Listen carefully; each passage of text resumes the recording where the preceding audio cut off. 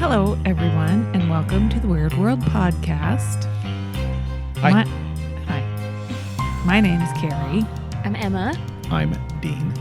We're going to switch things around a little bit, how we do them. Just going to let you know up front where you can find us, Weird World Podcast at gmail.com and on Facebook and Instagram and Patreon and Weird World Pod on Twitter. Thanks, Carrie. Nice. And all your podcast apps, which obviously you're listening to us, so you already found us. That's good. Sadine, Yes. Tell us what you're going to talk about today. Well, I think you know what I'm going to talk about. Well, I do. Part 3 of the D.B. Cooper hijacking mystery.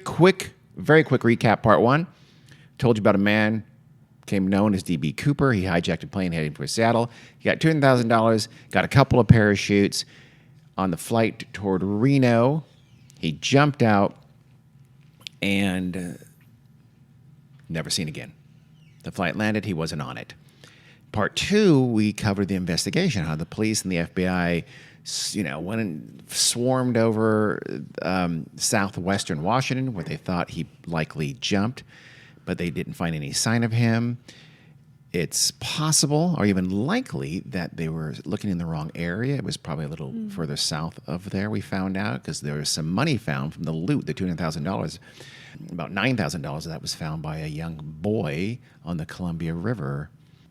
So, D.B. Cooper disappeared. Did he live? Did he get away? Perfect we don't crime. know. Was it the perfect crime? Sure seems like it. Today, we're going to talk about if it was the perfect crime, who was this perfect criminal, D.B. Cooper? First, we're going to start by doing what all great law enforcement do, at least according to TV, which is a profile. Yeah, of course. They profile the And I know how much you respect criminal profiles. big fan of profiling. So we're going to profile D.B. Cooper. At least we're going to try to have some basic facts. So we have the appearance, first of all, right? Which we already know. I Yes. mean, that's not a profile because we already know. No, but we're profiling him in a Yeah. more inclusive way. So flight attendants Florence Schaffner and Tina Mucklow, they're both questioned. Soon after, other people were questioned. We know what he looked like, 5'10" or so. That's 1.78 meters, obviously. Of course. About 180 pounds, 82 kilograms.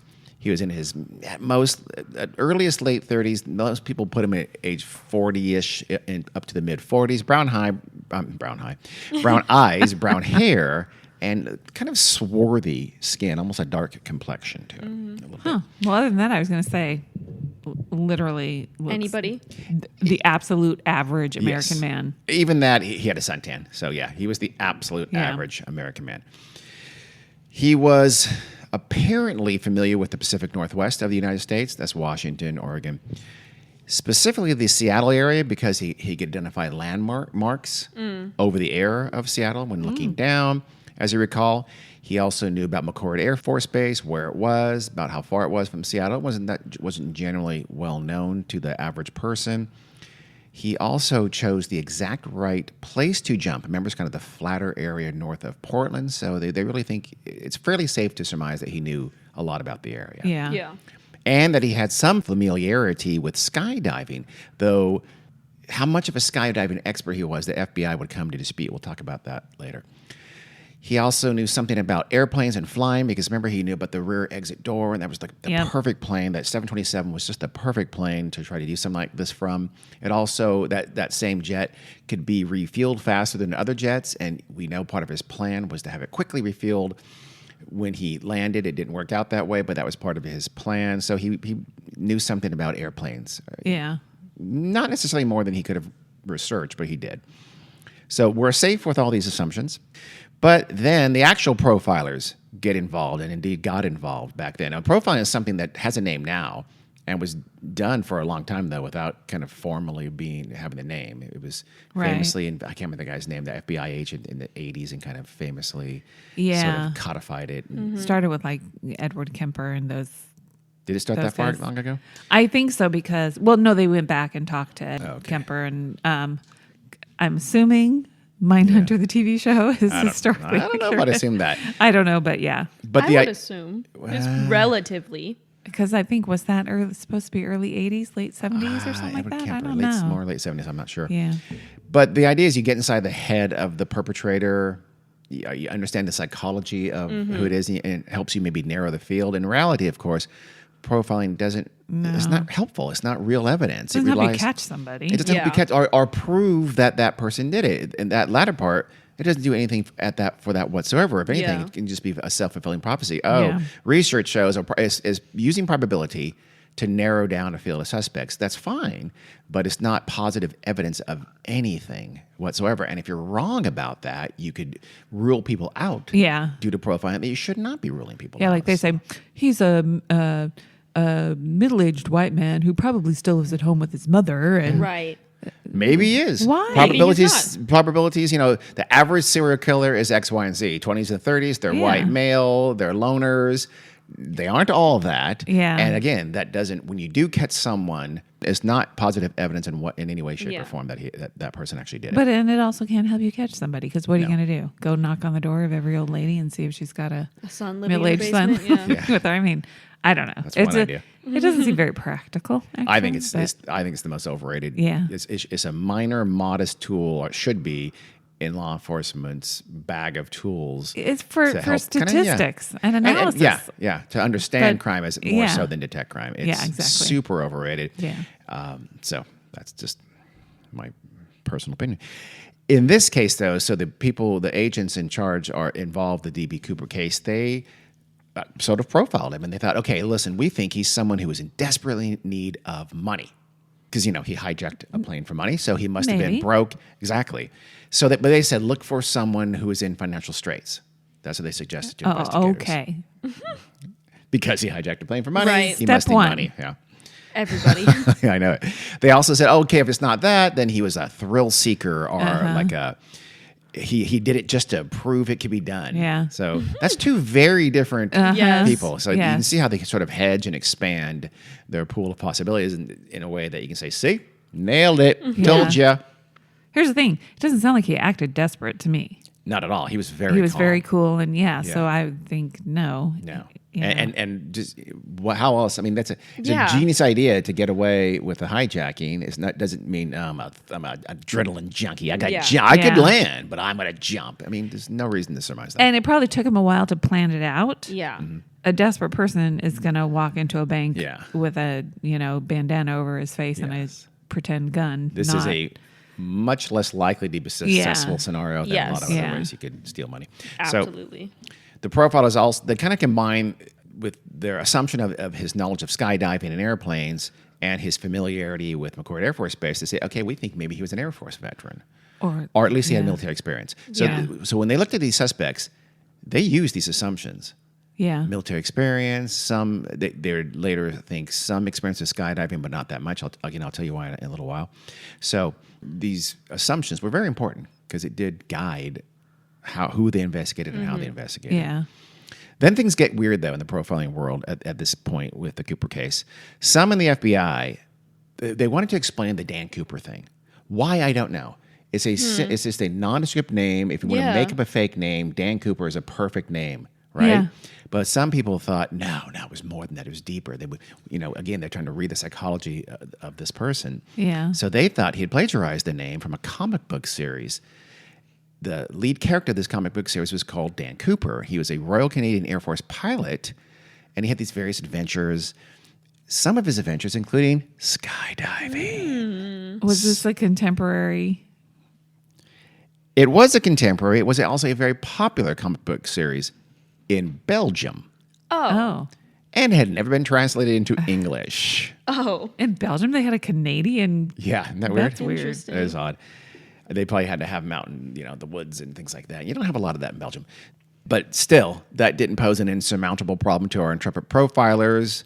They just theorized that since Dan Cooper, the hijacker, must have been in the U.S. military, already an assumption, that he probably had read the comic book while stationed in Europe. Sure. Another assumption. Yeah. Because it's just an assumption layered on assumption I was layered going on to say, this guess. is a lot of layers. It's ludicrous.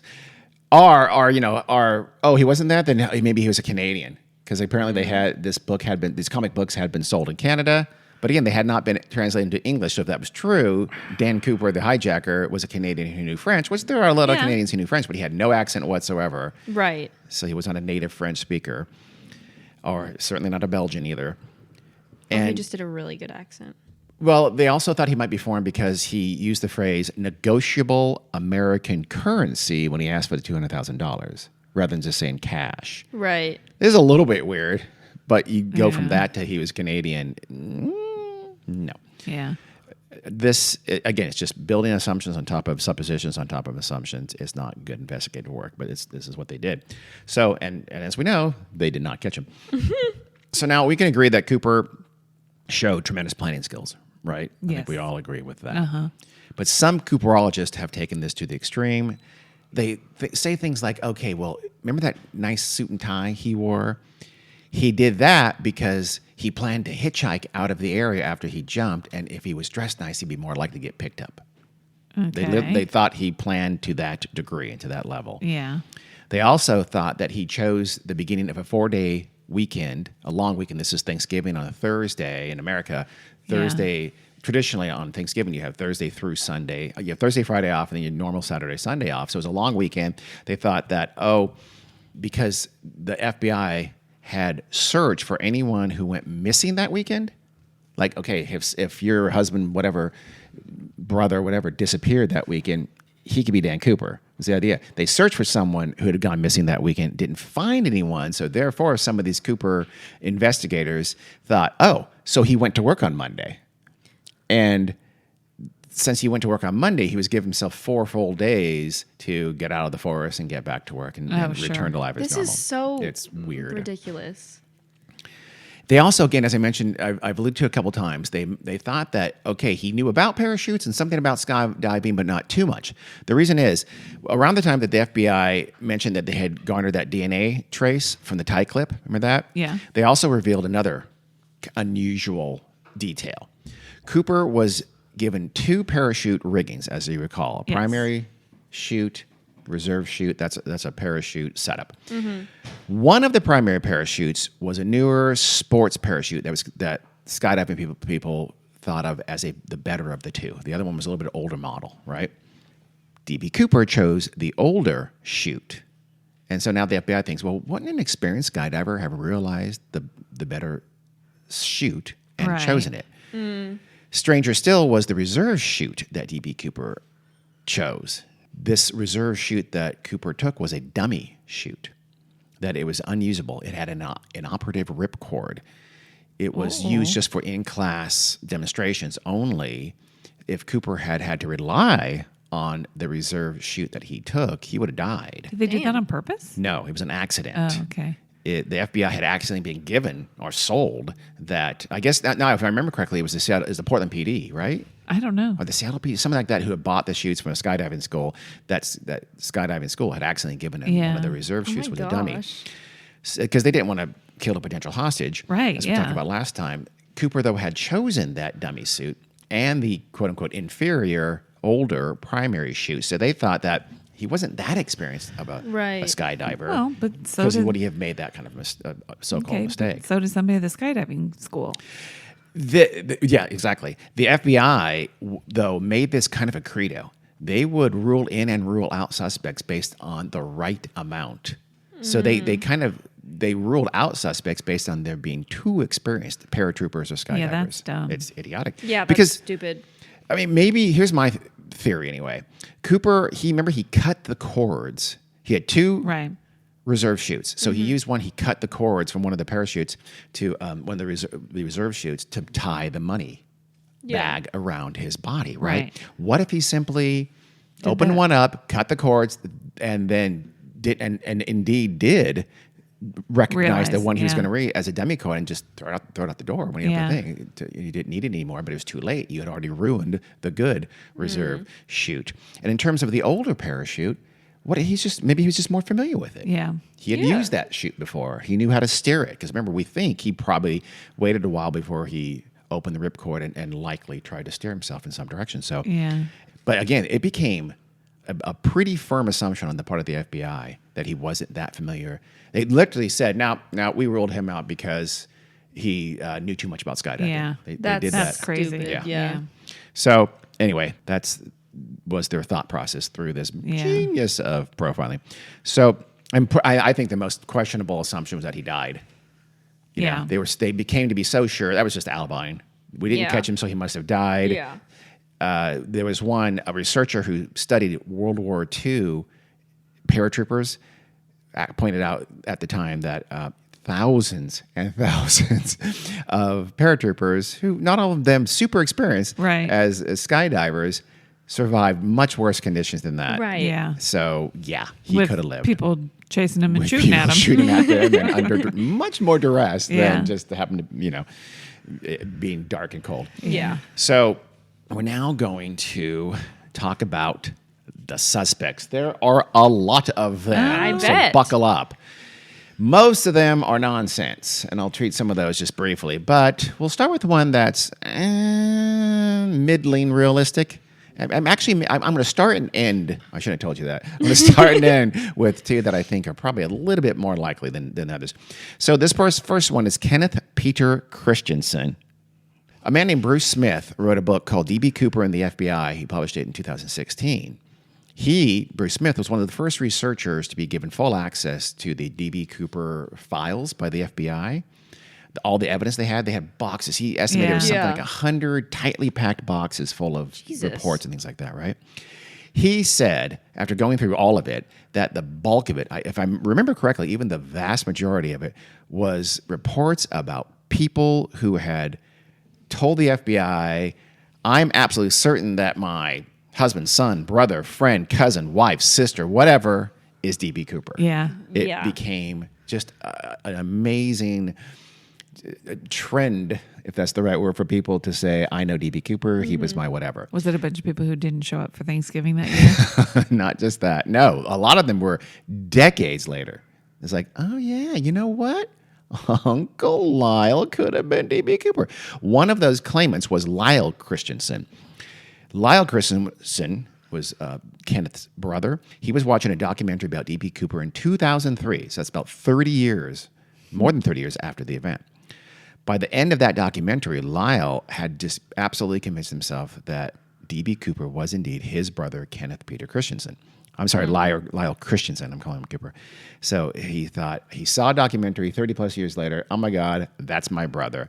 He starts calling the FBI repeatedly. He's calling the FBI. You got to look into my brother. I think he's D.B. Cooper. FBI gives him no love whatsoever. So then he calls filmmaker Nora Ephron. Oh, God. He contacts her or her people, I don't know, and he tries to convince her to make a movie about his brother, the supposed hijacker. Okay. Presumably, this is from her work on Silkwood, not from You Got Mail or When Harry Met Sally, No, probably not. I'm guessing. So, again, I finds... didn't know she did Silkwood. Yeah, she did. Wow. I know, she's so famous for rom-coms, but she's Yeah. actually a much more serious filmmaker than that early on. Still, Nora gives him no time of day or otherwise. Right. So he contacts a private investigator and says, can you look into my brother? That private investigator did so, and that private investigator would write a book about it in 2010. But, there was also an episode of History Channel's Brad Meltzer's Decoded about Kenneth Christensen being possible D.B. Cooper suspect. Was he still alive at the time? No, he was not. Oh, okay. So obviously we have to take it seriously if it was on the History Channel. Yeah, because they're absolutely. Of course. very, very solid source. So why did Lyle think his brother Kenneth was D.B. Cooper? Well, he had been a paratrooper in the Army, but that was in 1944 and 1945. In fact, when he was done training, the war was basically over and he was never actually deployed as a paratrooper, but he did have some background there. Okay. So Kenneth was also about 45 when D.B. Cooper did his deed. Yeah. So the age roughly fits. Okay. Later on, after the Army, Kenneth had become a mechanic, and he worked for Northwest Orient Airlines starting in 1954. So warmer. Yeah. Kenneth followed this up with a stint as a flight attendant and a purser. Okay. And Purser? Purser is someone who collects your purses on the airplane when you come in. I forget. No, it's money. It's money, right? Isn't it do you have money? No, something to that's do? bursar. Oh, okay, what's a purser then? I don't know. Okay, look it up while I talk. Okay. Because I didn't. He was stationed in Seattle. Oh my God. Well, Warmer. I'm with Kenneth. I think Lyle did An it. officer No, on Lyle a thought Kenneth did it. Oh, on a ship Or apparently a plane. or a plane Yeah. who keeps the accounts, especially the head steward or on a passenger Oh. vessel. so maybe Okay. it does have to do with money. But you wouldn't be on an airplane with that, so I don't know what the hell Aircraft on modern airliners. Really? The cabin manager is often called the purser. Chief flight Interesting. attendant. Chief flight attendant. Okay. So he had been that. He had been stationed in Seattle. He was left-handed, and evidence indicates that D.B. Cooper had been left-handed. He Fun. smoked. Check. He liked bourbon. Who doesn't? Okay. Actually, a lot of people don't, but still, check. Flight attendant Florence Schaffner, as you recall, who was the first person to sit next to D.B. Cooper, she thought Christensen did indeed look something like D.B. Cooper. And then a few months after the hijacking, Kenneth bought a house with cash. Oh, wow. Okay, I'm on board. I'm on board. Finally, one more, after Kenneth died, the family found a bunch of gold coins, valuable stamps, and $200,000 in his bank accounts. Nice. Did he have kids? I don't think so. Okay. And of course, there was the obligatory deathbed confession because, don't get excited, there have been a lot of deathbed confessions about D.B. Cooper. There's been dozens of Jesse James deathbed confessions. Yeah. It's a popular sport. Who's the like gangster that everyone claims they killed? Al John Capone? Dillinger. No, Not not Al Al Capone. He Capone. died of syphilis. John Gotti? John Dillinger. John Dillinger. Yeah. John Gotti. One of those Johns. John Dillinger. Yeah, everyone says they killed him. Yeah, they did. Who's ever under Giant Stadium? Oh, that's Jimmy Hoffa. Oh, Jimmy Hoffa. Everybody That's what I says was- they killed Jimmy Hoffa. That's what I was thinking of, not Still John Gotti. Yeah, One of those J's. one of those Yeah. days. So deathbed confessions, though, are pretty worthless. There's Yeah. lots of deathbed confessions that were complete nonsense. If you're a liar, you're going to lie on your deathbed as well as any other time. I'm going to so- make lots of deathbed confessions, so get ready. Yeah, get like Don't. 7 or 8. And no, then, you totally should. and then the game is going to be you guys have to decide which ones are true and which ones are lies. That's a is- fun that is pure parting game. torture. Yeah. That is very nice. You want to torture your kids? I'll leave an answer key somewhere. Okay. But leave a code to find the key. So Yeah. if you can't crack the code, you can't find the key. That's terrible. I like it. I think it's going to be fun. I've got to start planning this now. So while he was dying of cancer in 1994, Kenneth supposedly told his brother Lyle, quote, "There is something you should know, but I cannot tell you." Nice. Lyle, supposedly at the time, said, okay, and didn't look into it, didn't try to convince him. Can you just give me a hint? Nope. He made no connection whatsoever at the time. Remember, this is 1994. He wouldn't be seeing the documentary until 9 years later. Yeah. So those are the maybes. Those are the suggestive. That's So Those far, are so actually good. solid this is a maybes. solid case. But how about the maybe nots now? Okay. Kenneth was a little too short. He was 5'8", not 5'10". And again, these people, that's not perfect. You're right. Yeah. everyone who's 5'8" says they're 5'10". He could have had pumps. He could have had lifts. Yep. Yep. Little shoe lifts. He was also a little too thin. He weighed about 150 pounds. Again, they estimated his weight at about 180 pounds. So he's a little skinnier, a little thinner than D.B. Cooper was. You're right. Again, None mild. of these are very convincing. No, they're not. They're not. How about this, though? But he knew he was jumping out of an airplane. Maybe he had an extra sweatshirt on under his I had not thought about that. dress shirt. Yes. Or an actual dress. I'll explain that later. So he did not really pay cash for that house back in 1972. In fact, he paid it off with a mortgage over 17 years. Oh. So much for the suddenly came into money. That's also, by the way, a recurring theme in these Yeah. things. Yeah. He also, now he still had $2,000 in the bank, right? Yeah, because he had bought a bunch of land years and years ago, and he sold off this big chunk of his land for exactly that amount and put that into the bank. So Yeah. it was explainable how he got that money. Also, by the way, he didn't really look very much like D.B. Cooper at all. Not that much. I've seen the pictures. He's Yeah. white male. Yeah. Well, that's what about D.B. it. Cooper was. Yeah. Yeah, but there's still a look. Yeah. So there's no real evidence whatsoever that Christensen was Cooper. But there are these intriguing coincidences and some suggestive similarities. Yeah. The FBI, though, never considered him a prime suspect, but they didn't do a bang-up job in this case anyway. Right. But wait, nobody was looking into him at the time. No. Okay. This all came about later After on. he from his- died. After 2003. Okay, so He was long dead. He was 9 years dead by then. Yeah. Writer Bruce Smith, the guy who wrote the D.B. Cooper book, he calls this a belief fantasy. And again, it recurs all the time. It's this romantic and heroic. You know the man who fought the man and won. Yeah. It's also kind of living vicariously through someone else. It's like almost like a brush with fame. Yeah. It would be cool to say my brother Yeah. was D.B. Cooper. It absolutely would. That would be like- I might say that, even though he would have been 8 at the time. I am still going to make that What claim. about like an uncle or something? I'll find one. That's actually not a bad idea. I'll write a book. To me, it says far more about the person making the claim than it does about the target of that claim. Yeah. It's their psychology you have to worry about, or that is driving it. So that's why we have, I don't know, how many dozens of kids say their dad killed the Black Dahlia. Oh, yeah. It's been Yeah. seriously like 6 books about that. You can't all be right. Yeah. Almost certainly none of you are. So it's a nasty way to feel important, but I think that's what drives it. Yeah. Next up, William Gossett. Heard of him? Gossett, You probably no. haven't heard of any of these people. On the positive slate for William Gossett was that he had extensive military service, including training in skydiving and wilderness survival. I like that one. Yeah. That's You- good. You would have to know that. Or it would certainly be helpful in case you didn't find that road back to civilization very quickly. Yeah. He became a military law professor at Weber State University, or maybe it's Weber State, it's in Utah. And he hosted a radio show in Salt Lake City about like paranormal stuff. He was like, I don't know, a local coast to coast kind of a thing. Huh. Gossett was also obsessed with the D.B. Cooper case. When he died, they found just tons of every scrap of article or something like that he had collected over the years about D.B. Cooper. And eventually, as he's becoming more and more obsessed about the D.B. Cooper case, he started admitting, in quotes, to people that, you know what? I actually am D.B. Cooper. Oh, God. Oh, okay. So some of his family thought, you know what? Could be. He did look a little bit like the sketch. He had allegedly shown a friend some of the Cooper ransom money that he kept in a safe deposit box. How it works that we know that was the Cooper ransom money, Yeah. I'm not clear on, but that's what the friend said he said. Gossett's son, Greg, remembers that his dad had a wad of cash right around Christmas of 1971, just about a month after the hijacking. Fun. Then he had lost at gambling because his dad was a prolific gambler and always lost money that he made. Oh, well, Yeah. that fits. He was desperate for cash. True. Then in 1988, Gossett changed his name to Wolfgang and became a Catholic priest. Oh, wow. That friend he had shown the money to said, oh, you know what?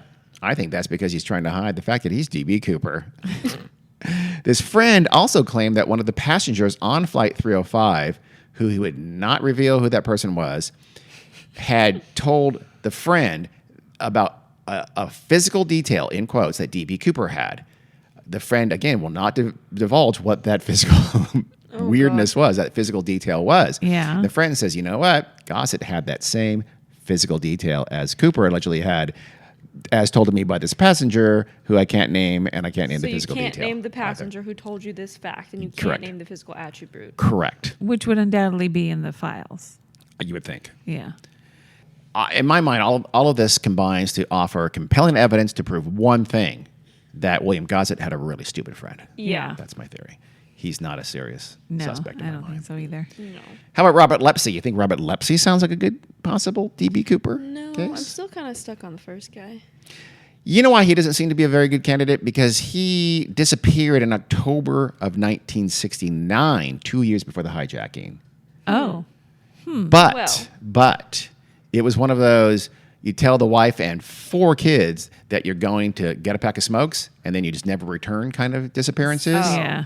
In fact, his So car... he abandoned He did. people. His car was found at the airport nearby. This is in Michigan. And he had been seen boarding a plane to Mexico.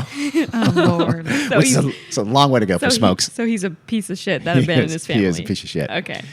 Then in 1973, 2 years after the hijacking, some of Lepsey's family saw that now famous sketch, the D.B. Cooper sketch, and they decided that the disappearing dad looked a lot like D.B. Cooper. Dark suit, white shirt, dark tie. That looked like, this is what they thought, the outfit that their dad used to wear at that Michigan grocery store that he was assistant manager at. So they thought, I think our dad did it. I think our dad's D.B. Because he Cooper. wore a dark suit. Our dad, the former Oh my God. supermarket I swear to God. assistant manager. That's it. That's the evidence. I mentioned Okay. him. I mentioned this to illustrate how easy it is to see D.B. Cooper in someone you knew or know. Yeah, and imagine being kids that your dad abandoned I you. know. Yeah. You see a sketch, Yeah. almost kind of sort of, if you squint, looks like our dad. Oh my God, wouldn't that be so cool if Yeah. our dad was DB Cooper? But then also, this is why he couldn't come back. Yeah. He That's wanted true. to come That's back. true. He was on the run, and he didn't want us to. 2 years later. 2 years He later. didn't do it for over 2 years. He had to go. He needs some quiet place to plan. Exactly. In he Mexico. needed the 2 years to plan.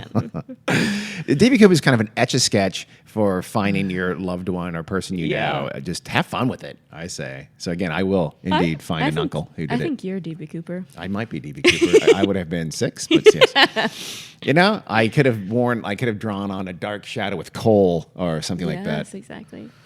A piece of could- coal. What? I could have a You think relative you- who's oh. DB Cooper. You think your dad is DB You know what? You Cooper? could have. Not my no, not your dad, dad. Oh, he but- could be though. No, he Age couldn't would be. fit. Oh, damn it. He'd be too young at the Thanksgiving of 71. Mm-hmm. I can probably Remember him find being a there? picture. time. Okay. I think you should do it. Put dark sunglasses on that picture. Draw dark sunglasses on the picture and say, "Oh my God, that's DB No, Cooper." I mean, I could find a picture of him at home on Thanksgiving. So I don't think it was my dad. But, you know, I see. I got a lot of uncles, you do. second cousins. Carrie, people- one of us needs to. Let's write a people book I never where we heard of both before. make the arguments that we have an uncle who's DB Cooper, Yeah. and it's like a he versus she who was DB. But my Cooper. uncles were actually in that area at the time. Were they? Yes, you're right. Oh, They yeah. were. Yeah. Carrie's family's from Longview, Washington, as you know, which is very, very They much don't in know that that. I was area. going to say it could be Aunt Mary's ex-husband, but he wasn't smart enough. Sorry, Aunt Mary. You're gonna whisper that in case he's case not he's- dead, in case because he he's almost around. certainly is. He is dead. He Okay, died well, recently, but he has loved ones. DB Cooper. He was DB Cooper, Carrie's I don't think so. aunt's first husband. Carrie's Ex-husband. ex-uncle was DB Cooper. Wow, Carrie, brush with fame. So now we're gonna move on to Lynn Doyle Cooper, a woman named Marla His Cooper. name really Cooper. Just wait for it. Marla Cooper made a big splash in the media in 2011 when she came forward with some deep, dark memories from when she was a child living in Oregon, living in the Portland area.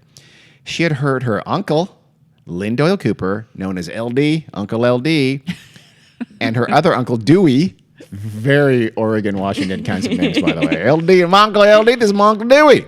Don't know why I'm giving this kind of accent there in North Washington. Don't sound like that. So they were planning something. She heard them planning something. This is her memory from childhood. Something about a, quote, turkey hunt? But was it really a turkey hunt? Oh, or is that a code? We're going to go on the turkey hunt tomorrow, right, LD? We Right are before Thanksgiving. Right before Thanksgiving. Yeah, I guess they had to go get food. So, but if it was just a turkey hunt, why did her dad seem so nervous at the time? The next day, LD and Dewey arrived at Marla's grandmother's house in Sisters, Oregon, a city called Sisters. I think you Nice. need to think about how you name your towns in Oregon. And that's where she was with her family. This is the day after Thanksgiving, apparently. Dewey had to help LD out of the back seat of the car as their station wagon because he was really badly injured. Uh-oh. They brought him in the house and his shirt was all bloody. Oh. Later on, Marla overheard the grown-ups talking, and she heard them say that they had hijacked a plane. But on the plus side, they're rich. They got money. Her father, I guess, catches her listening, and he swears Marla to secrecy. Marla was 8 years old. LD, shortly thereafter, fell out of touch with the rest of the family. Did he have to go into hiding, perhaps? Probably.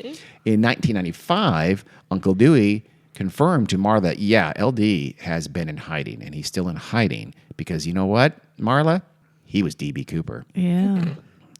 This brought back a rush of buried memories for Marla in 1995. Of course. About those fateful 2 days, I guess, in 1971, at which point she then waited another 16 years to tell us about it. Of course. But she needed to get her thoughts straight, I guess. The story is pretty much, it's worthless, obviously, but Marla is a very compelling personality.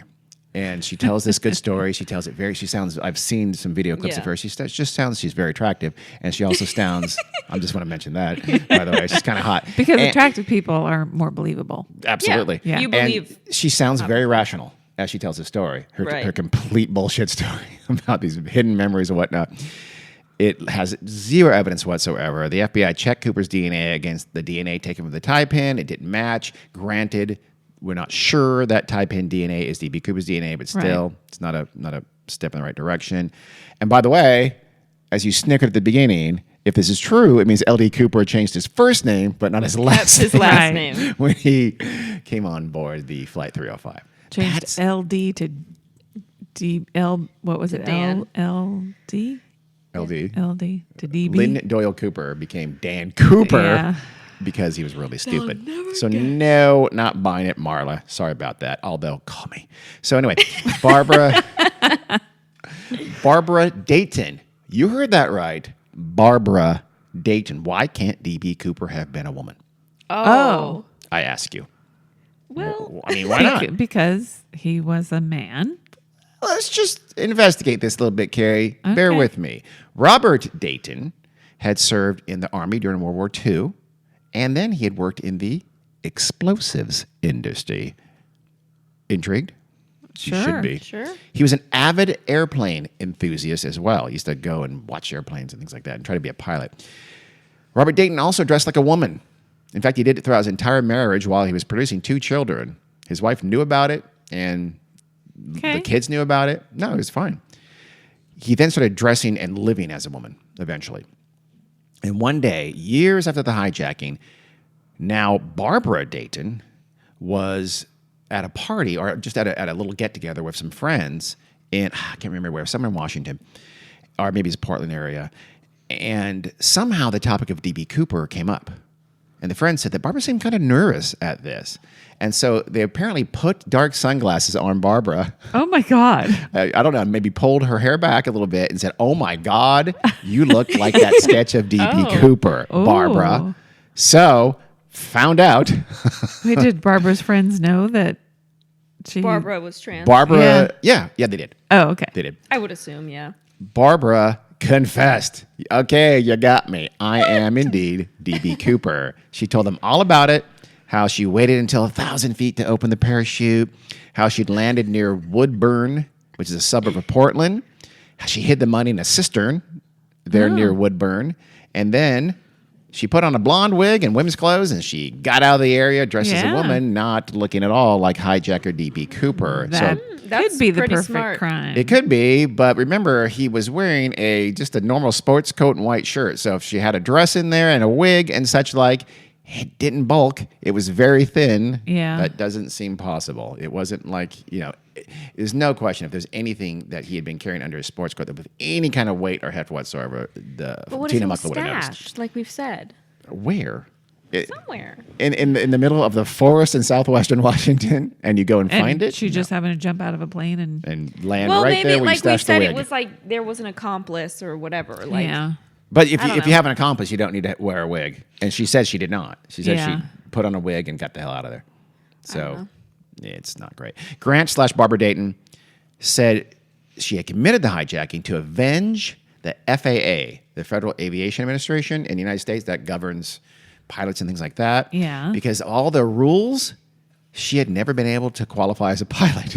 Oh. So, full-fledged pilot. So therefore, she was so pissed off at the FAA that she decided to hijack a plane for money and parachute, and that's why she did it.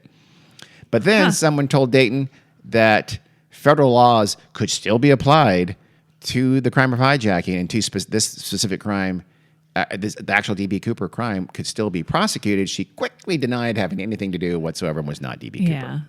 So she died in 2002. DB Cooper being trans is pretty dope, though. Yeah. I'm down. That with would be very cool, yes.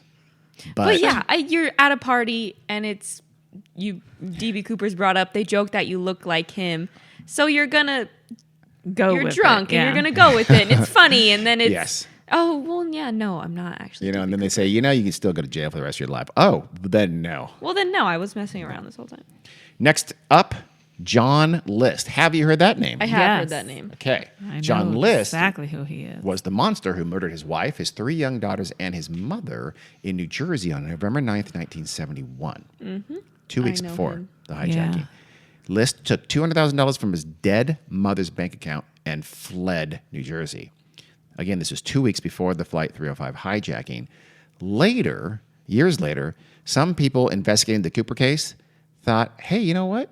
John List looks like DB Cooper. Looks like that sketch. It's pictures of him back then look a little bit like the DB Cooper sketch. And they figured, here's some sound reasoning, by the way. that since he was already on the run for mass murder, he had, quote, nothing to lose. Sure. So to them, this translated into committing a very public hijacking and parachuting from an airplane. So again, watertight deduction right there. That's basically the evidence, quote unquote, for John List. So some people, some investigators of Cooper and there are legion have thrown out John List as a possible Is he suspect. still alive? I don't know. He's dead. If you he don't get know John arrested List, and go to prison? he did. Yeah. 18 years later, Yeah. Unsolved America's- Mysteries. yeah, oh. No, it's Unsolved. I think it was Unsolved Mysteries. Oh, you know what? Maybe It might have been America's Most Wanted. it was one Yeah. of those two. Yeah. Did his case, and a neighbor Yeah. fingered his neighbor as John List, looked just like him, Yeah. and he was caught. And he was married. He remarried. had a whole new and- family. Yeah. Under questioning, List admitted to being a mass murderer. He denied being D.B. Wait, Cooper. did he change Yeah. his name? Yes. Yes. Obviously. yeah. He did. What was Yeah. his name originally? Charles Manson. No, it John was John List. List. John That's List his real to name. what? I don't Charles know. Manson, ironically, oddly enough. I don't know. By the way, John List explained, I don't know if you remember this, he explained that he needed the money, so that's why he had to kill his mom to get her money, but also he killed his family too because they'd been skipping church and just weren't Well, yeah. sticking to their religious upbringing. He lately. had lost. So- He couldn't keep a job. Angry. Yeah. So he had lost his job, and he was too. And it kept happening. So he was too ashamed at this point to tell his mean wife. I think Yeah. his wife was mean to him or something. His wife was an alcoholic who had syphilis and would routinely belittle his sexual prowess compared to cheat her on him, first I think, husband's sexual prowess in public. So she was not a great Not a great spouse. person. Still doesn't deserve murder. No, absolutely Yeah. not. But- Certainly the kids don't, obviously. No, the kids are the most. I mean, the wife. That's is excellent horrible. as well. Horrific. Yeah, But just- it's just like just- you're just a coward and an idiot. You just Yeah. divorce your wife and He used to go. He would dress up in his business Yeah. suit and go into the city, into New York City, and Yeah. just hang out for 10 hours and would come back sit and home. read the Like, paper. yeah, I've been at my job as well. I can't remember what he was. Yeah. and then But it was the bill started to pile up and I guess I should kill him. better kill my mom and my entire family, and then go hijack a plane. and then go start a new one. He was not D.B. Cooper. No. Ted Mayfield, maybe he was D.B. Cooper. Like William Gossett, Ted Mayfield had the right experience. He was served in special forces as a pilot, and he had been a skydiving instructor. Over the years, various researchers have proposed Mayfield as Cooper, but the FBI never took it seriously. Ralph Himmelsbach, he was one of the lead FBI agents early on in the Cooper case. He actually said that Mayfield had called him the day of, the night of, only 2 hours after the plane landed in Reno, 4 hours after D.B. Cooper had sky jumped. Ted Mayfield called Ralph Himmelsbach, offering his, I guess, expert skydiving experience in this case. It was already, it was already in the news. In the right? investigation. In the investigation. Oh, So okay. Ralph Himmelsbach said he can't, there's no way D.B. Cooper could have gotten to a phone in 4 hours from when he jumped out of a plane. I don't know if that's true or not, Yeah. but that's what Himmelsbach. But again, they also excluded him in part because he knew too much about skydiving. He was an instructor, which is nonsense. Yeah. Turns out, though, that Ted Mayfield may have been the worst skydiving instructor ever. In 1994, decades later, he was convicted of negligent homicide when the parachutes of two of his students failed to open and they both died. Oh my And goodness. you have to check that. He trained them. He checked their chutes. They both died. So authorities started looking into him. They found that, in fact, 13 of Mayfield's students had died Oh my God. due to My malfunctioning God. parachutes, equipment, or lack of training. And he was a monster. After two, it's like, okay, well, this is not the job for you. Let's Shows you how poorly regulated that'd be. Yeah. You're not tracking that this guy has 13 on his dead list of people he's been Jesus involved with. Christ. He's Yeah. trained. Good Lord. I think now, if we ever go skydiving, I think we are going to have to Google our instructor. If we ever go skydiving, I wanna go It's skydiving. an option. You're You not don't want to go going skydiving? skydiving. Oh, why not? No, I'm you gonna have do 4 it. children. Well, now I'm going to do it. Yeah, they're all grown up. You guys don't need me anymore. Sheridan Peterson is our next suspect. He was another military veteran kind of suspect, right? But he also worked for Boeing Aircraft Company in Seattle, Yeah. although he'd been a technical editor for Boeing, so it's not like he was Well. a technical, the maintenance guy or a mechanic Yeah. or something like that. But intriguingly, he had also been a smoke jumper. Oh. What is that? That's like a person who parachutes into fires Yeah. Oh. and fights fires. Christ. Yeah. He supposedly was an adrenaline junkie and a thrill seeker. Yeah. which I mean, if kinda you sounds like parachute it, into fires. Yeah. And again, remember they thought possibly the FBI profile thought a thrill seeker may have Right. been Right. something that D.B. Cooper was. He did look a bit like the sketch of D.B. Cooper, and he was in his mid-40s at the time of the skyjacking, so that all checks out. But what this, I bring this one up because it really exemplifies that quote-unquote typical suspect that the FBI really did take a sniff at. They looked at the background, right, who might have been able to do it, just from their knowledge, who was in the right place at the right time, and maybe they had some connection to the case, in this case, having worked for Boeing. So that's why the FBI did look into him, and he represents that. He's emblematic of that kind of suspect, and there's lots of them. Peterson would always be coy. So he knew he's a suspect, right? Right. He would always be very coy about it. When people in the press would ask him about it, he would not neither confirm nor deny, kind of an attitude about it. Well. But then, when actual real-life FBI agents came to his house, knocked on his door, and asked him, "Are you D.B. Cooper?" He said, "Absolutely not, and I can prove it. I was in Nepal at the time of the hijacking. It was not me. Please don't arrest me." Yeah. That's nice. He died earlier this year, Oh. 2021. So R.I.P. most of these people are dead, as you can I tell, would as they assume. should be. As they should As be. they That should seems be. wrong. But it has been Yeah. If you were in your 40s, 50 years, so Yeah. in the early 70s, yeah, it's your you're time. probably dead. Yeah. Robert Rackstraw was a fairly recent, very prominent D.B. Cooper suspect. So other than people with skydiving experience, again, law enforcement took long looks at people who could fly planes. So they had that kind of two buckets, or a couple of buckets. Robert Rackstraw was a 28-year-old ex-pilot at the time of Flight 305, the hijacking. He had flown a helicopter in the Vietnam War. He kind of flew under the radar, though, after the hijacking. For a few years after the hijacking, he was never a suspect. But then some Cooper investigators heard about him in February of 1978 because he was arrested in Iran with explosives and deported back to the United States. So they thought, okay, somehow he came to their attention. He's got explosive skills now. He's got skydiving. He's got an pilot experience in his background. Yeah. He does look a little bit like the sketch. So they looked into him. He was, again, so he's deported back. He has these charges. He's on bail. And a few months later, he rents a plane, a private plane, and he's flying. And he's over the Monterey Bay, which is central coast of California. He radios in a mayday. You know, I'm going down. I'm going to bail out. He's never seen again. Mm-hmm. That is until a few months later, when he was arrested for forging pilot certificates in Fullerton in Orange County, California. Oh. So he was very much alive. He had faked it. In fact, they found that rented plane he was keeping it in a hangar at a small airport nearby. He had repainted it. So he's a petty crook. The evidence in his favor was his background in flying, apparently his experience with explosives, and his resemblance to the sketch. At 28 years old, though, he was probably too young to be D.B. Cooper, unless he made himself look older somehow, or just had aged. I don't know, weathered.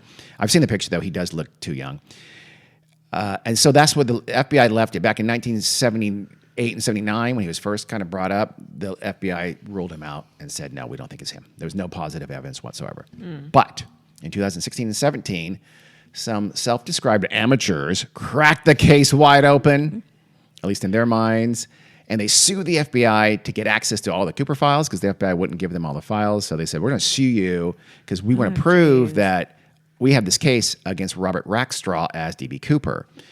The group was led by this ex-TV news producer named Tom Colbert. He had worked with famous like Connie Chung, people like that, and Paula Zahn, and people like that in L.A. They are. But now he was out of the news business, and he was doing some kind of business that would try to develop stories like sensational personal stories, crime or something like that, and sell them. He sounds like a greasebag. But so he saw Robert Rackstraw as his big payday. He wanted to make a big documentary, get it on Netflix or something like that. It was Netflix, 2016, 17? He had been investigating, or some kind of, make a profitable documentary about, because he cracked the case of who D.B. Cooper was, right? Mm-hmm. It seems that Colbert's group had found an old parachute strap somewhere in the Pacific Northwest.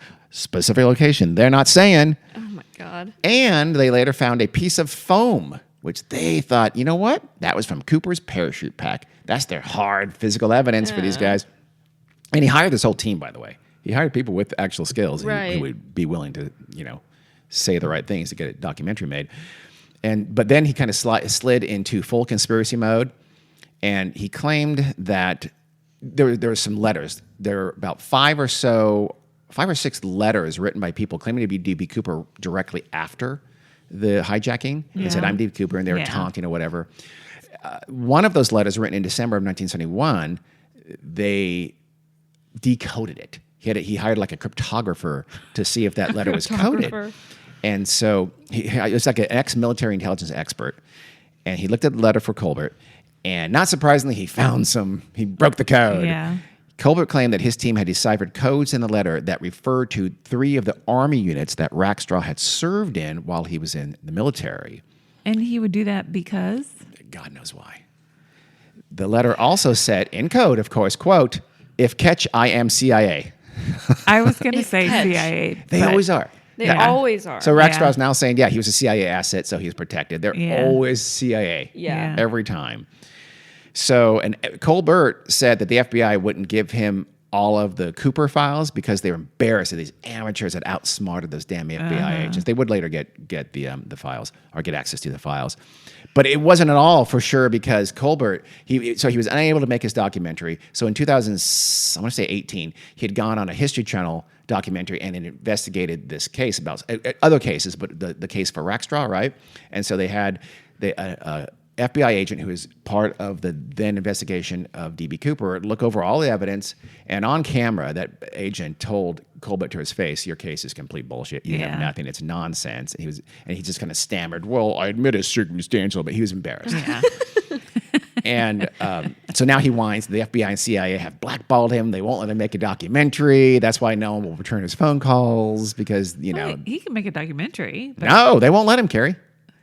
They won't let History Channel or Netflix pay him money for documentary. He's blackballed. He's not. Well, just because someone doesn't pay you money to make one doesn't mean you can't make one. You just have to fund it yourself. Oh, he'll probably be killed. Oh my God. They'll probably kill him. He doesn't. I don't think he has the cash. No. He needs someone else to give him the money to make it. Yeah, of course. So Rackstraw himself said, quote, "It's a lot of bullshit, and they know it is." Because he lost his job around when Colbert started talking publicly about it. Oh, that's not nice. Although Rackstraw was a lowlife. He was a lifetime petty criminal. His lawyer, Rackstraw's lawyer, said that Colbert's theory was, quote, "the stupidest thing I've ever heard."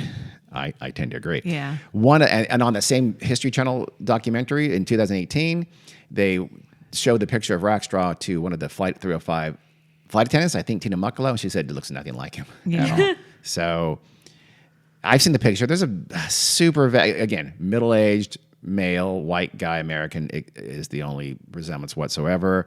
Rackstraw admitted that he kind of screwed up because he would play with it. At first, he kind of said, "Oh, maybe I'm not." But then he got fired, and he's kind of pissed off. And not long before he died in 2019, he said unequivocally, "I was not the hijacker. I'm not D.B. Cooper. That's dumb." So to recap, some armchair detectives found some trash in the woods. They played numerology with a letter that almost certainly, by the way, was not written by D.B. Cooper because none of them were. And that led them to Robert Rackstraw with zero positive evidence whatsoever. So they don't think any of the letters were from the real No. hijacker? Why would you? There's absolutely no point. I don't know. I don't think they were. I've read most of them, and who knows? Yeah. It's possible, but there's no reason to think it. Every famous case brings out fake letters. It's notorious. Yeah. I mean, the chances are over, it'd be weird if a letter was real. Other than Zodiac, I can't think of a case. Yeah. Like Jack the Ripper. Most Jack the Ripper experts think all those letters were complete fake. In fact, some were probably written by actual journalists because they wanted to write about them to sell papers. Yeah. Well, next up is Walter Rica. He was that rare suspected D.B. Cooper who basically outed himself. He was a former Michigan military veteran with parachute experience. Check. He was a white guy. Check. He would have been about the right age. He was 38 at the time of the hijacking. That's close enough. But that's actually kind of it. But that did not stop Walter Rica from telling his friend Carl Lauren that, guess what? I'm D.B. Cooper. He told him this in 2008 and said, I'm going to give you hours and hours of recorded testimony, tell you all about it. You can't divulge this, though, until after I die. So he did. He sat down with Carl Lauren. I remember they did it over the phone, but he recorded it, and he just spun this pretty detailed story, how he landed, how he found his way to his roadside cafe near a place called Clay Elm, Washington. CLE, separate word ELUM. Weird. It sounds like an English village to me, but. And he did apparently ID. There's a dump truck driver in that area at the time, and he ID'd his picture or something like that. It's like, oh, see there. I mean, so maybe he was in Clay Elum, Washington at the time, but who knows? His location, though, Clay Elum, is completely wrong, though. It's way north. It's like of where the Flight 305 crew thought that he had jumped. And according to the money found in 1980 on the Tina Bar, it was upriver. It cannot have been the place where he lost money because it's too far north. So he picked the wrong place to pretend that he was D.B. Cooper. The friend, Carl Lauren, did indeed publish Rika's confession in a book in 2018, but throw it on the growing pile of bullshit books about people you say are D.B. Cooper or someone else. William J. Smith, he was a guy that I'm going to mention him because this is one of the most embarrassing stories by a very reputable newspaper I've ever read in my life. In 2018, the Portland Oregonian. I say, am I David Duchovny? I say Oregonian. They published this story saying William J. Smith might be D.B. Cooper.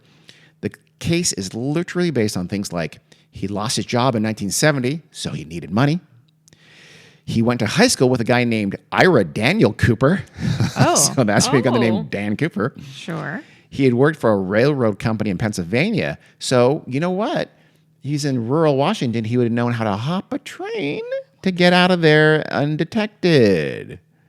And, I mean, that's the kind of evidence they brought forward in this article. Sense. Oh, I forgot to mention he had a friend who had been stationed in the Seattle area during World War II. So Smith would have known all about the area through this friend. Case closed, done it, Oregon, and cracked it. Decades ago. Yeah, exactly. That was it. That was it. That was the extent of the evidence. This is embarrassing. You should, if you have a subscription to Oregonian, you should revoke it or make them apologize for such shitty journalism. Dwayne Weber is a better case, a little bit, but this is another deathbed confession. This is a little more dramatic, though. Dwayne Weber was a small-time criminal. Notice some of these are criminals or some sketchy people we're talking about here, people who killed their parachute trainees.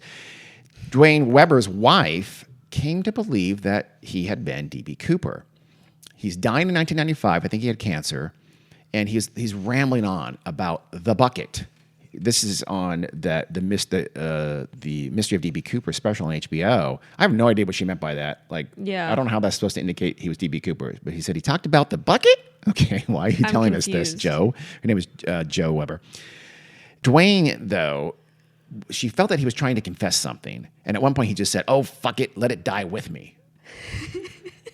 At the end, though, he comes clean. Dwayne's last words before he said, I love you to his wife were, I was Dan Cooper. Okay. This was in 1995, though, and Joe says she did not recognize that name at the time. She had never heard it. 3 months later, though, she's with a friend. She's telling her friend, I guess, about her husband dying and what he was saying. And she mentioned, he said, I am Dan Cooper. And her friend goes, oh, my God, that's D.B. Cooper, that famous hijacker. He actually told people his name was Dan Cooper. She didn't make that connection, Joe. Joe didn't make that connection. But so now she's like, oh, my God, was Dwayne, my husband, D.B. Cooper?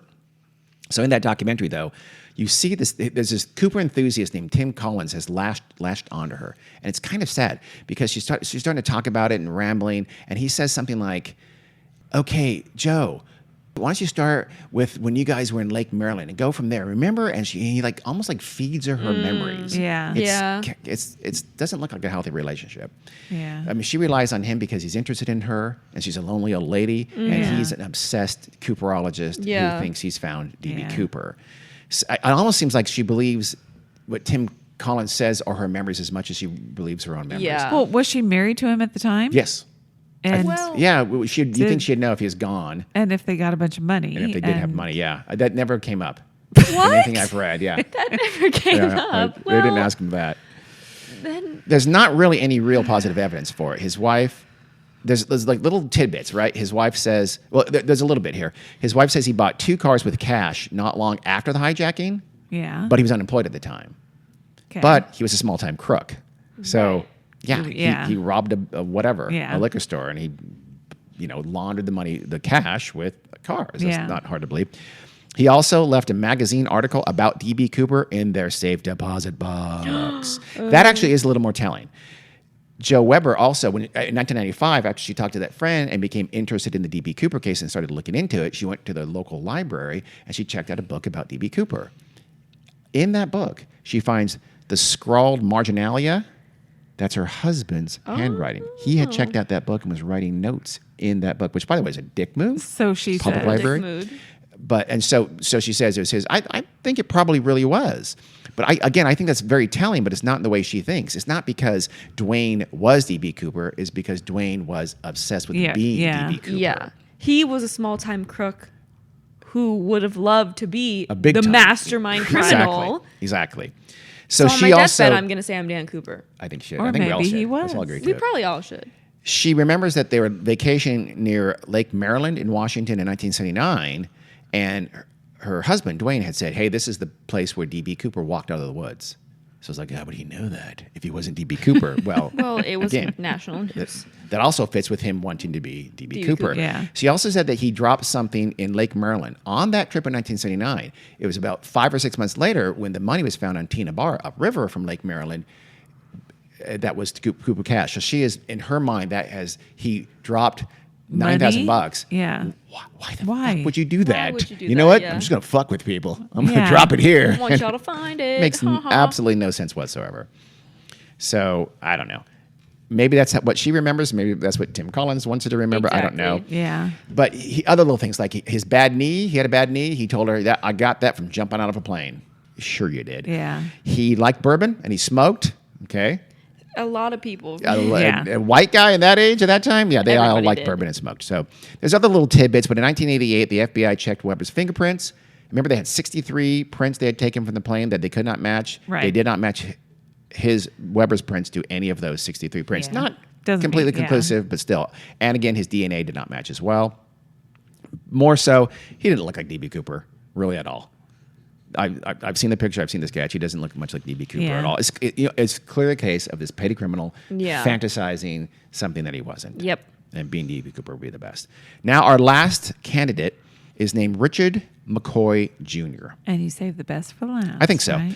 He has one overwhelming point in his favor of being D.B. Cooper. He was an actual hijacker. He was D.B. Cooper. Other than that, on April 7th, 1972, McCoy walked onto United Airlines Flight 855 in Denver, Colorado.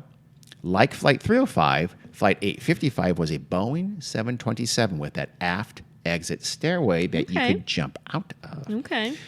When the flight was airborne, he pulled out something that he said was a grenade. Uh-oh. It turned out later that it was a paperweight made to look like a grenade, but Oh. are you going to take that chance at 30,000 feet? No. Probably not.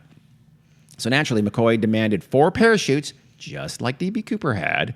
He also demanded $500,000 because he apparently realized that the value to an airline of not losing a Yeah. plane full of passengers was more than $200,000. Yeah. He also, by the way, had brandished a handgun, but that handgun would later turn out to be unloaded. So Oh. I don't know. He didn't really have a grenade. And he didn't really have a loaded weapon. I don't know how much his heart was in this. Well, he just wanted money. He didn't really want I to think hurt so. anybody. He didn't hurt anybody. He wasn't evil. He was never going to blow up that plane Yeah. with the No. paperweight. Yeah.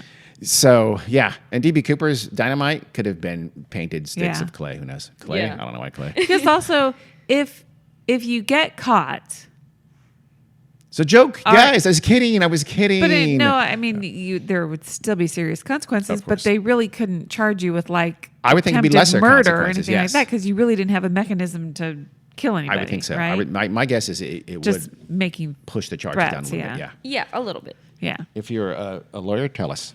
But if you're a lawyer, stop being a lawyer. I don't like you. We don't need lawyers No, anymore. we don't. We have too many. The plane flew to San Francisco International Airport. So he had it. They were supposed to go. I can't remember. He had him turn around, fly to San Francisco. They brought him the money and the parachutes. And just like D.B. Cooper, he said, "Okay, now we're going to fly back, head east. I'll tell you when."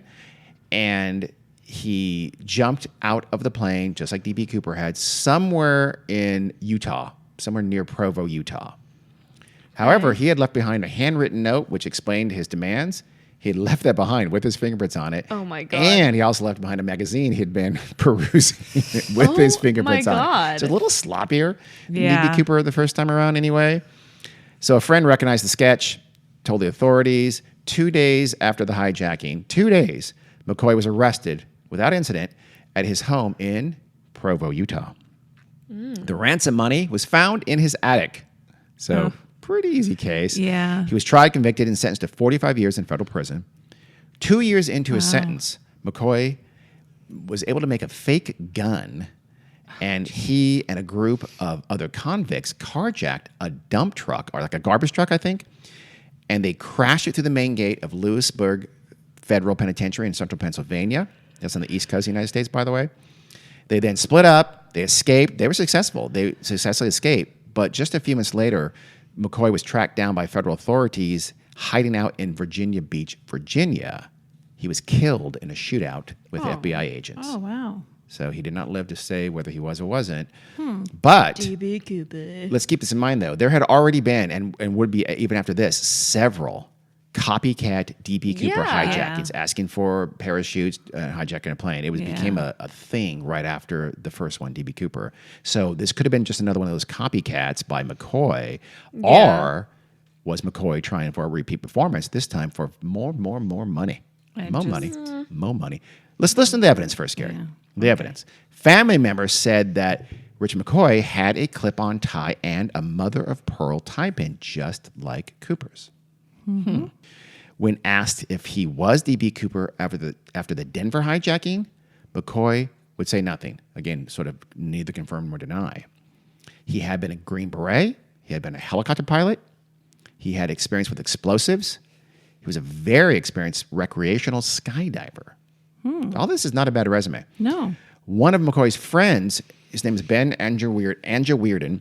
He was Nice served in the name. Utah. Hey, Ben, if you're listening, If you're I not apologize, dead. my horrible daughter.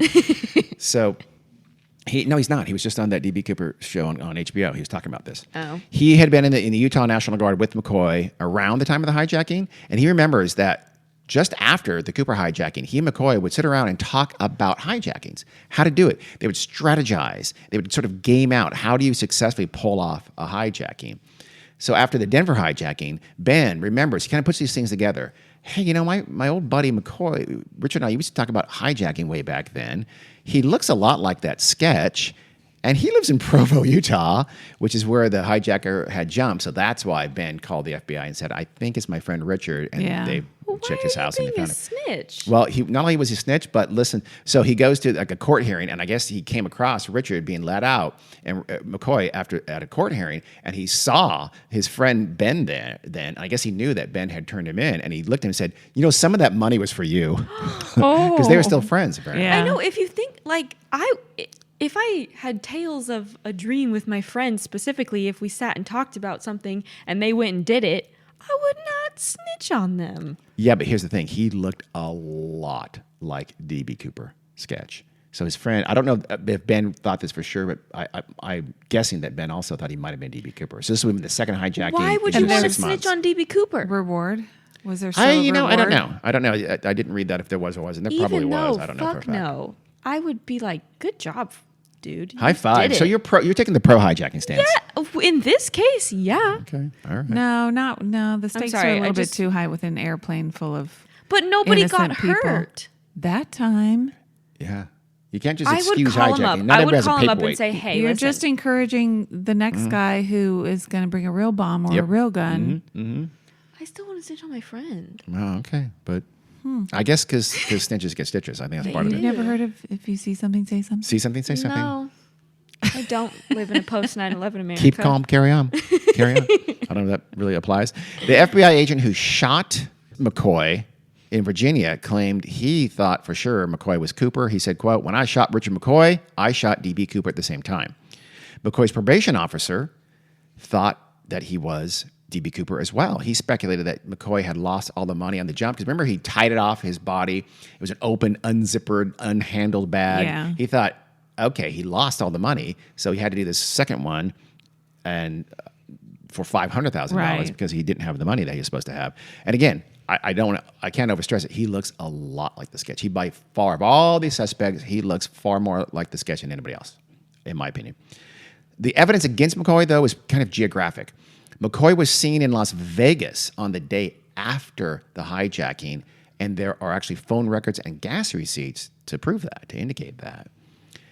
On the day of, he said, I was with my family. It was Thanksgiving. So there's no proof where he was on the day of. Yeah. The family could be, especially if the family knows that you're hijacking an airplane, they'll say, yeah, he was here. And there were a lot of suspicions, by the way, that his wife was aware of his hijacking the Denver plane. She sued somebody for saying that, so allegedly, but some people think so. Well, if Emma's your wife, she's not Yeah, going she to tell won't snitch. anybody. No, She's the one who gets especially stitches. If I am married to you, hell no, that's my money too. Okay, there you go. So you are very much pro hijacking here. You're In coming out this strong. specific It instance, sounds yes. more general to me. No, I think you're going to be a hijacker. No, Okay. definitely wouldn't. I'm way too lazy to be a hijacker. You know, guys, give me money. No, okay, never mind. Never mind. Just keep flying. Where's this plane going? I'm fine then. Just can we go to Cuba? No, okay. So the question becomes: could he have made it to Las Vegas a day after leaping over Portland? Who knows? Sure. If he had help, I would say yes, but the FBI thought no, and that the FBI claims that they never took him seriously as a potential DB Cooper. They also didn't like that he was only 29 at the time. They thought that's too young. Right. Again, Yeah. maybe not. That makes sense. So the FBI also, by the way, they felt McCoy had too much skydiving experience for the reason we explained Again, earlier, yeah, which I think is dumb. nonsense. Now, so my mind. By the way, the crime in 1976 when hijacking, the federal statute that covered it seemed like the statute of limitations was going to run out. A Portland grand jury quickly indicted a John Doe, a person of persons unknown, for the crime, the DB Cooper hijacking crime. Yeah. And so there's a sitting indictment that can be used if Dan they Cooper figure ever out, comes and yeah. says, I'm DB Cooper. To this day, you can still be prosecuted. Yeah. He's Oh, certainly really? dead, but you could. So maybe that's why DB Cooper never came forward, because he could He could there was still no be statute. prosecuted. Yeah. Why don't they do that for every crime? So what I thought I'd do to wrap this up is just, in my mind, the two most likely suspects are Kenneth Christensen, the first one, and Yeah. Richard McCoy, the last one. In the Kenneth Christensen, recall, he smoked, he liked bourbon, he was left-handed, he was a paratrooper, he was about the right age, he worked for Northwest Airlines, he was stationed in Seattle, he had bought the house with cash, and he left some serious money behind. The cons are he was too short, he was too thin, he actually did not buy the house for cash, and the money was explained by a land sale. He also didn't resemble the sketch all that much, and the FBI considered him not a prime suspect.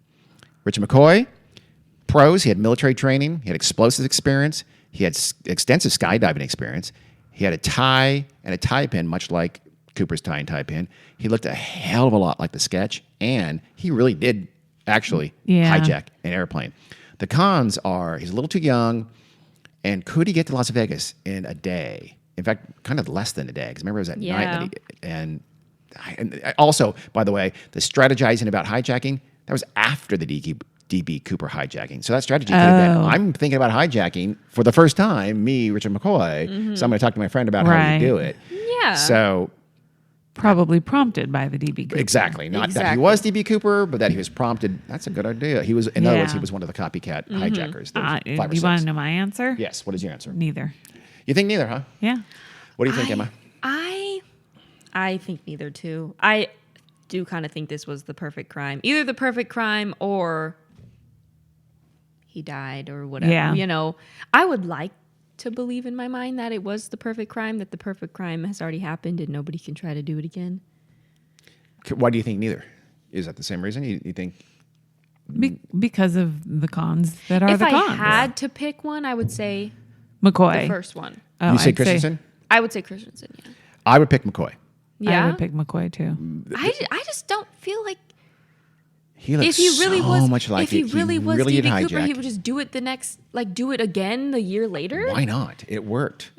It works again. Yeah. I Criminals are guess. creatures of habit. So Yeah. I think it makes perfect sense that he'd do it again. Especially Yeah. if he didn't actually It's just get a all the bummer. money. It's Yeah, just a yeah, that's bummer true. that he pulled off such an amazing, elaborate crime Yeah. and then did it again and got caught. And got Yeah. caught, yeah. It for just being- takes the oomph out of it. Yeah. So why I want to say the first one is not because of pure logic. It's because it'd be cooler if someone really did the perfect crime and got away with it. Yeah. And, Yeah. you know, they died and decades later their brother got to be like, oh my God. And if I had to gauge Richard McCoy, 10 being, I'm positive he did, 1 being, he did 7 or something. There's still a lot of problems yeah. with it. But the Vegas thing, I mean, why not? Is there a better place to launder cash than Las Vegas in No. America? No. And if you would have to have help. He would had to have had someone who picked him up and they said, we're driving straight for Vegas. We're going to launder the cash there somehow. Remember, it was the next day. Presumably, I'm guessing this is before How the many FBI. hours would it take Oh, not to that long. get? It would take probably, I'm guessing 10 hours if you drive real fast. Really? Don't Yeah, from stop to Portland pee. to Vegas. I don't know. I Let's think find it's out. longer You know, than it might that. be longer than that, actually. I think it's longer than that. That's why I was thinking maybe they would have had to have flown. Private plane. Yeah, you pick him up Or and you go. commercial. I mean, No, I don't think DB Cooper gets on a commercial plane anytime soon until Denver, actually. So my guess When- is that if you had a co-conspirator, they picked you up in a truck and then you went to they had a Cessna or something like Yeah. that. And they flew to Vegas. I mean, it's easy to not. 15 hours and 15 15 hours? minutes. Yeah, So not 16 dress hours. If he's picked DB up by Cooper. midnight, he'd be there by 5 p.m. the next day. It's not Only takes 2 hours and 10 minutes to fly there. Yeah, he Yeah. could easily have flown there for sure, no question about it. If he had a co-conspirator Yes. with a plane or access to a plane, he flies there. They launder the money, they split up, or they don't have the money, in which all I got was $8,000. Let's go to Vegas and put it on red, Yeah. because the rest flew out of the unzippered bag. Yeah. And I didn't read if McCoy asked for a zippered bag or not. That'd be the one thing you'd want to do different. Yeah. So, and I'd get a backpack. But anyway, that's my best guess is McCoy. My second best guess is we don't. In fact, maybe my first best guess is we don't have any idea and we'll never know. Yeah. Yeah, I think we will probably never know. I mean, is there a chance one day some DNA pops up or whatever it is that it's... Not likely. Well, how yeah, did that'd be the best way. If that type Yeah. in DNA is Cooper's DNA, and it you pops find up someone somewhere. who pops it You up got with, like the Golden State Suspect. Killer. Well, I What was if it's gonna- a situation like that? yeah, It's that's not the only important chance. enough. The only chance do is that. familial DNA. That's Yeah. the Yeah. only chance that you match someone you match a suspect Yeah. to that type in DNA. Wasn't the BTK killer caught like that too? No. Who am I thinking?